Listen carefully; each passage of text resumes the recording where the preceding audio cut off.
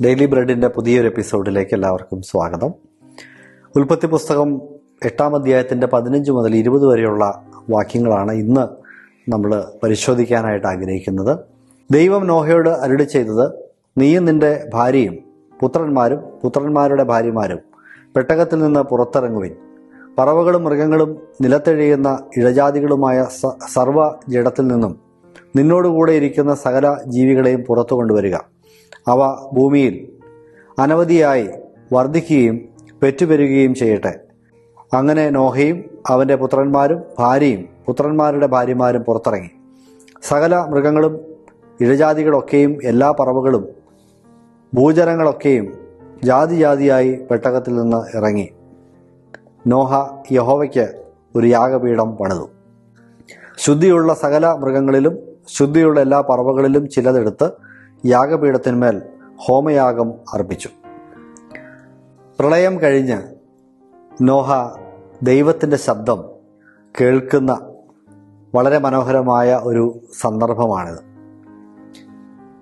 370 ദിവസങ്ങൾ പെട്ടകത്തിനകത്ത് കഴിഞ്ഞുകൂടിയ നോഹ, ആ യാത്രയെക്കുറിച്ച്, ആ ദിവസങ്ങളെക്കുറിച്ച് നമുക്കൊന്ന് ചിന്തിച്ചാൽ, പ്രളയത്തിൻ്റെ ഭീകരമായ ശബ്ദങ്ങൾ, മഴയുടെയും അതുപോലെ തന്നെ ഈ ആഴിയുടെ ഉറവുകൾ തുറന്നതും ഈ ഭയങ്കരമായ ശബ്ദ കോലാഹലങ്ങൾ ഒരു വശത്ത് കേൾക്കുമ്പോൾ, അതിൻ്റെ നടുവിലെ മനുഷ്യരുടെ നിലവിളികൾ, ഈ പെട്ടകത്തിലേക്ക് തള്ളിക്കയറാൻ ശ്രമിക്കുന്ന, ഒരുപക്ഷെ നീന്തിയെടുക്കുന്ന, മരണത്തെ മുഖാമുഖം കണ്ട് നിലവിളിക്കുന്ന ധാരാളം മനുഷ്യരുടെ നിലവിളികൾ, ശബ്ദങ്ങൾ നോഹ കേട്ടു.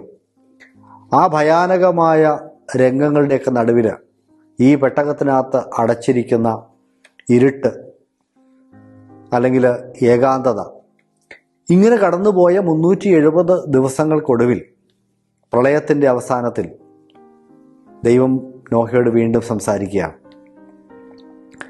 ദൈവശബ്ദം കേൾക്കുന്ന ഒരു ഭക്തൻ്റെ വലിയ ആശ്വാസം നോഹയ്ക്കപ്പോൾ അനുഭവിക്കാനായിട്ട് സാധിച്ചിരിക്കാം. ദൈവത്തിൻ്റെ ശബ്ദം ദൈവത്തെ സ്നേഹിക്കുന്നവരെ സംബന്ധിച്ച് വളരെ ആശ്വാസദായകമാണ്. എന്നാൽ പാപികളെ സംബന്ധിച്ച് ദൈവശബ്ദം കേൾക്കുന്നത് ഭയാനകമായ ഒരു കാര്യമാണ്. ദൈവ ശബ്ദത്തിൽ നിന്ന് ഓടി ഒളിക്കുന്ന പാപികളെയാണ് നമുക്ക് കാണാൻ സാധിക്കുന്നത്. ഏദനിലെ അനുഭവം അങ്ങനെയാണ്.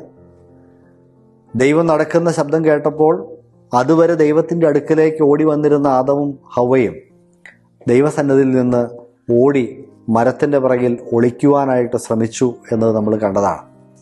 ഇപ്പോൾ പാപം ചെയ്യുന്നവരെ സംബന്ധിച്ച് ദൈവത്തിൻ്റെ ശബ്ദം ഭയാനകമാണ്. അതുകൊണ്ടാണ് പാപത്തിൽ തുടരുന്ന മനുഷ്യർക്ക് ദൈവവചനം വായിക്കുവാനോ ധ്യാനിക്കുവാനോ കഴിയാത്തത്.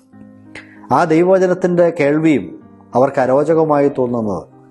പാപം അവരെ ദൈവത്തിൽ നിന്ന് അകറ്റി നിർത്തുന്നു.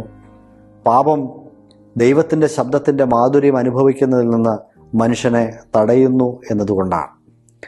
പ്രിയമുള്ളവരെ, എന്നാൽ നോഹയെ സംബന്ധിച്ച് പറഞ്ഞാൽ ദൈവശബ്ദം വലിയ ആശ്വാസമായിരുന്നു. ഇവിടെ ദൈവം നോഹയോട് പറയുകയാണ്, പെട്ടകത്തിലുള്ള എല്ലാവരും പുറത്തിറങ്ങാനായിട്ട്. നോഹയും നോഹയുടെ കുടുംബവും മാത്രമല്ല, സകല മൃഗങ്ങളെയും പുറത്തേക്ക് ഇറക്കുവാൻ, ഈ ഭൂമിയിൽ അവർ പെറ്റുപെരുകാനായിട്ടുള്ള അനുഗ്രഹം ദൈവം നൽകുന്നതായിട്ട് നമുക്ക് കാണാനായിട്ട് സാധിക്കുന്നതാണ്. മാത്രമല്ല, ഈ പുറത്തേക്ക് ഇറങ്ങി മനുഷ്യരും മൃഗവുമൊക്കെ പെറ്റുപെരുകി ഭൂമിയിൽ നിറയുവാനായിട്ടുള്ള അനുഗ്രഹവും ദൈവം കൊടുക്കുന്നതായിട്ട് നമുക്ക് കാണാം. ഉൽപ്പത്തി 1-ാം അധ്യായത്തിൽ ദൈവം മനുഷ്യന് കൊടുത്ത, അല്ലെങ്കിൽ ജീവജാലങ്ങൾക്ക് കൊടുത്ത കൽപ്പന ഈ പെറ്റുപെരുകുക എന്നുള്ളതായിരുന്നു. എന്നാൽ വീണ്ടും ദൈവം ആ അനുഗ്രഹം നോഹയ്ക്കും കുടുംബത്തിനും അദ്ദേഹത്തിൻ്റെ കൂടെയുള്ള മൃഗജാലങ്ങൾക്കും പുതുക്കി നൽകുന്നതായിട്ട് നമുക്ക് ഇവിടെ കാണാനായിട്ട് സാധിക്കുന്നു. ലോകം മുഴുവനും ദൈവത്തിൻ്റെ ന്യായവിധിയുടെ കീഴിലായപ്പോൾ ദൈവത്തിൻ്റെ വാക്കുകളെ വിശ്വസിച്ച് അനുസരിച്ച് പെട്ടകമുണ്ടാക്കി അതിൽ കടന്ന നോഹയും കുടുംബവും ദൈവത്തിൻ്റെ കൽപ്പന പ്രകാരമാണ് ആ കാര്യങ്ങൾ ചെയ്തത്. അവരുടെ വിശ്വാസത്തെയും അനുസരണത്തെയും ദൈവം ഓണർ ചെയ്യുന്നത്, ദൈവം അതിനെ മാനിക്കുന്ന കാഴ്ച നമുക്കിവിടെ ഈ അനുഗ്രഹത്തിൻ്റെ വാക്കുകളിൽ കാണാനായിട്ട് സാധിക്കുന്നുണ്ട്. ദൈവത്തിൻ്റെ പ്രസാദം ഒരു മനുഷ്യന് ലഭിക്കുന്നത് എങ്ങനെയാണ് എന്ന ചോദ്യത്തിനുള്ള ഉത്തരം നമുക്കിവിടെ കാണാം. ദൈവപ്രസാദം ലഭിക്കണമെങ്കിൽ ഒന്നാമത് ദൈവത്തിൽ വിശ്വാസമുണ്ടായിരിക്കണം. ദൈവം പറയുന്ന വാക്കുകളെ വിശ്വസിക്കാൻ നമുക്ക് കഴിയണം. ആ വിശ്വാസത്തിൽ നിന്ന് പുറപ്പെടുന്ന ഒന്നാണ് അനുസരണം എന്നത്. അപ്പോൾ ഈ രണ്ട് ഘടകങ്ങൾ ദൈവത്തെ പ്രസാദിപ്പിക്കുവാൻ വളരെ പ്രധാനപ്പെട്ട കാര്യങ്ങളാണ്. വിശ്വാസം കൂടാതെ ദൈവത്തെ പ്രസാദിപ്പിക്കുവാൻ കഴിയുകയില്ല എന്ന് എബ്രായർ 11:6 വ്യക്തമായിട്ട് പരിശുദ്ധാത്മാവ് രേഖപ്പെടുത്തിയിട്ടുണ്ട്. എന്നാൽ വിശ്വാസമുണ്ടെങ്കിൽ ആ വിശ്വാസത്തിൽ നിന്നൊരു മനുഷ്യൻ്റെ ജീവിതത്തിൽ പ്രവൃത്തികളും ഉണ്ടാകുമെന്ന് യാക്കോബ് 2-ാം അധ്യായത്തിൽ വ്യക്തമാക്കുന്നുണ്ട്. അപ്പോൾ ഈ രണ്ട് കാര്യങ്ങളും ഒരു വിശ്വാസിയുടെ ജീവിതത്തിൽ, ഒരു ക്രിസ്ത്യാനിയുടെ ജീവിതത്തിൽ വളരെ പ്രധാനപ്പെട്ടതാണ്. ദൈവത്തെ പ്രസാദിപ്പിക്കുവാൻ ആഗ്രഹിക്കുന്ന ഏതു മനുഷ്യനും ഒന്ന്, വിശ്വാസം ആവശ്യമാണ്. രണ്ട്, ആ വിശ്വാസത്തിൻ്റെ തെളിവായ അനുസരണം ആവശ്യമാണ്. ദൈവം പറയുന്ന കാര്യങ്ങളിൽ വിശ്വാസം അർപ്പിക്കുകയും ദൈവം പറയുന്നത് ചെയ്യുകയും ചെയ്യുവാൻ നമ്മൾ മനസ്സാകുമ്പോൾ ദൈവം നമ്മുടെ ജീവിതത്തിൽ പ്രസാദിക്കും എന്ന് കാണാനായിട്ട് സാധിക്കും. നോഹയുടെ ജീവിതത്തിൽ നമ്മൾ കാണുന്ന അതാണ്. ദൈവപ്രസാദത്തിൻ്റെ അനുഗ്രഹങ്ങളാണ് പിന്നീട് ഈ വാക്കുകളിൽ നമ്മൾ കാണുന്നത്. ദൈവം അവരെ വീണ്ടും അനുഗ്രഹിക്കുന്ന വാക്കുകൾ, വീണ്ടും അവരെ വർദ്ധിപ്പിക്കുമെന്നുള്ള വലിയ വാക്കുകൾ, ആ അനുഗ്രഹങ്ങൾ ദൈവം അവർക്ക് നൽകിയാണ്. അപ്പോൾ വിശ്വാസത്താലും അനുസരണത്താലും ദൈവത്തെ പ്രസാദിപ്പിക്കുന്ന മനുഷ്യരുടെ ജീവിതത്തിൽ ദൈവത്തിൻ്റെ അനുഗ്രഹങ്ങൾ ഉണ്ടാകും എന്നത് നമുക്ക് ഇവിടെ നിന്ന് പഠിക്കാൻ കഴിയുന്ന ഒരു വലിയ പാഠമാണ്. അങ്ങനെ ദൈവം പറഞ്ഞതനുസരിച്ച് നോഹയും കുടുംബവും സകല ജീവജാലങ്ങളും പെട്ടകത്തിൽ നിന്ന് പുറത്തിറങ്ങിയിട്ട് നോഹ ആദ്യം ചെയ്യുന്നത് ദൈവത്തിനൊരു യാഗപീഠം പണിയുകയും ആ പെട്ടകത്തിലുണ്ടായിരുന്ന മൃഗങ്ങളിൽ ചിലതിനെ, പർവ്വജാതികളിലും ചിലതിനെ ദൈവത്തിന് യാഗം കഴിക്കുന്നതുമാണ്. 20-ാമത്തെ വാക്യത്തിൽ നമ്മൾ വായിക്കുന്നത്, ശുദ്ധിയുള്ള സകല മൃഗങ്ങളിലും ശുദ്ധിയുള്ള എല്ലാ പറവകളിലും ചിലതെടുത്ത് യാഗപീഠത്തിന്മേൽ ഹോമയാഗം അർപ്പിച്ചു എന്നാണ്. ദൈവത്തിൻ്റെ വലിയ രക്ഷയാണ് നോഹ അനുഭവിച്ചത്. ലോകത്തിലുള്ള സകല മനുഷ്യരും നശിപ്പിക്കപ്പെട്ടപ്പോൾ നോഹയും കുടുംബവും ദൈവത്തിൻ്റെ കൃപയാൽ രക്ഷ പ്രാപിച്ചു.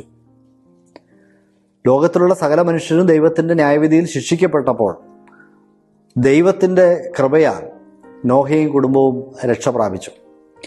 അതിനോടുള്ള വലിയ നന്ദിയാണ് നോഹയുടെ ഹൃദയത്തിൽ ഇപ്പോൾ ഉള്ളത് എന്ന് നമുക്ക് മനസ്സിലാക്കാം. കാരണം പെട്ടകത്തിൽ നിന്നിറങ്ങി ആദ്യം തന്നെ നോഹയും കുടുംബവും അവർക്ക് താമസിക്കാനായിട്ടൊരു വീട് പണിയാനായിട്ടല്ല നോക്കിയത്. അവർക്ക് എവിടെ ഒരു തോട്ടമുണ്ടാക്കാൻ കഴിയും എന്നതല്ല അവരന്വേഷിച്ചത്.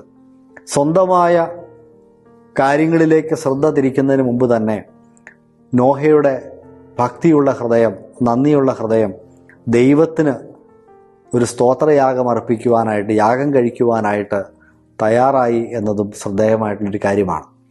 പ്രിയമുള്ളവർ, നമ്മുടെ ജീവിതത്തിൽ ദൈവം ചെയ്യുന്ന നന്മകളെ മറന്നു പോകാനായിട്ട് നമുക്ക് അനുവാദമില്ല.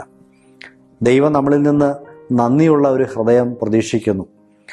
ദൈവം നൽകിയ രക്ഷയെ ഓർത്ത് നിരന്തരമായി ദൈവത്തിന് സ്തുതികൾ അർപ്പിക്കുവാൻ, അധരഫലമാകുന്ന സ്തോത്രയാഗങ്ങൾ കഴിക്കുവാൻ കടപ്പെട്ടവരാണ് നമ്മൾ. നോഹയെപ്പോലെ നമുക്ക് നന്ദിയുള്ളവരായി ജീവിക്കാനായിട്ട് ശ്രമിക്കാം. ദൈവം ഒരുക്കിത്തന്ന, യേശുക്രിസ്തുവിലൂടെ ഒരുക്കിത്തന്ന വലിയ രക്ഷ അനുഭവിക്കുന്ന എല്ലാവരും നിരന്തരമായി ദൈവത്തെ സ്തുതിക്കുവാനും ആരാധിക്കുവാനും കടപ്പെട്ടവരാണ്. അങ്ങനെ നോഹ പെട്ടകത്തിൽ നിന്ന് പുറത്തിറങ്ങി യാഗം കഴിക്കുവാനായി ദൈവം ഒരുപക്ഷെ നിർദ്ദേശിച്ചിരുന്ന മൃഗങ്ങളെയാണ് ശുദ്ധിയുള്ള മൃഗങ്ങൾ അല്ലെങ്കിൽ ശുദ്ധിയുള്ള പറവകൾ എന്ന് പറയുന്നത്. പിന്നീട് പുറപ്പാട് പുസ്തകത്തിലേക്ക് വരുമ്പോൾ അതിൻ്റെ വിശദമായ വിവരണങ്ങൾ ദൈവം നൽകുന്നുണ്ട്. ഒരുപക്ഷെ അതിനു മുമ്പേ ദൈവം അതിനുള്ള സൂചനകൾ നോഹയ്ക്ക് നൽകിയിട്ടുണ്ടായിരിക്കാം. എന്തായാലും ആ ശുദ്ധിയുള്ള മൃഗങ്ങൾ, യാഗം കഴിക്കുവാനായിട്ട് കൊള്ളാകുന്ന മൃഗങ്ങൾ, അവയിൽ നിന്ന് നോഹ എടുത്ത് ദൈവത്തിന് യാഗമർപ്പിച്ചു. നമ്മുടെ ആരാധനയെക്കുറിച്ച് പറയുമ്പോഴും പുതിയ നിയമം പറയുന്നത് അതാണ്. ജീവനും വിശുദ്ധിയും ദൈവത്തിന് പ്രസാദവുമുള്ള യാഗം എന്നാണ്. പുതിയ നിയമ വിശ്വാസിയുടെ യാഗം അവൻ്റെ ജീവിതം തന്നെ ദൈവത്തിന് സമർപ്പിക്കുന്നതാണ്. എബ്രായ ലേഖനത്തിൽ പറയുന്ന മറ്റൊരു യാഗമാണ് അധരഫലമാകുന്ന സ്തോത്രയാഗം. ഏതായാലും നമ്മുടെ യാഗങ്ങൾ ദൈവത്തിന് ശുദ്ധിയുള്ളതായി അർപ്പിക്കുവാൻ നമുക്ക് സാധിക്കണം.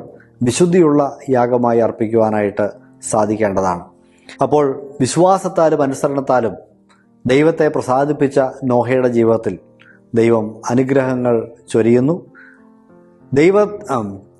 തന്നെ അനുഗ്രഹിച്ച ദൈവത്തിന് നോഹ യാഗം അർപ്പിക്കുന്നു. തൻ്റെ നന്ദി ദൈവസന്നിധിയിൽ പ്രകടിപ്പിക്കുന്നു, ആരാധിക്കുന്നു. ഇതാണ് ഇന്ന് നമുക്ക് പഠിക്കാനായിട്ട് സാധിച്ച പാഠങ്ങൾ.